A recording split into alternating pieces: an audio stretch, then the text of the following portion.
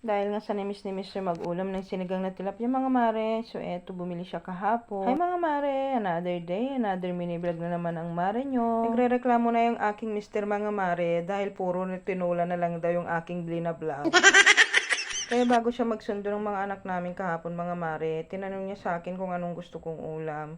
Sabi ko, bahala na siya. So ayun ang sabi niya, tinaplang sinigang na lang yung kukunin niya. So ayun, bumili siya ng 150 pesos. Bali 7 pieces siya mga mare. Pero 6 lang yung nandito sa palayok mga mare. Kasi ba naman, hindi niya nakita yung isa na nahulog sa lababo na.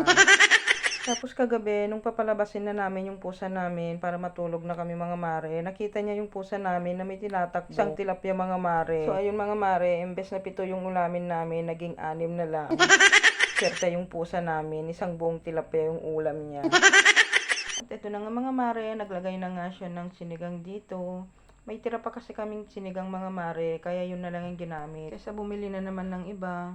At yung mga luya at sibuyas mga mare, meron na talaga dito sa bahay. Tapos itong gulay na nilagay niya mga mare, ito yung dahon ng kalunay. Tira namin ito nung isang araw mga mare, kasama nung kinuha namin na petchay kila nanay. Pwede pa naman at fresh pa naman mga mare, dahil nga nabalot ito ng plastic na galing sa rep. Kaya ito na lang yung sinahog niya dito sa aming ulam. Basta si Mr. yung nagluto ng ulam mga mare, asahan mo, hindi ka mauumay sa pagkain. Kasi nga, ang sarap-sarap niya magluto. Tapos ang sarap niya pa.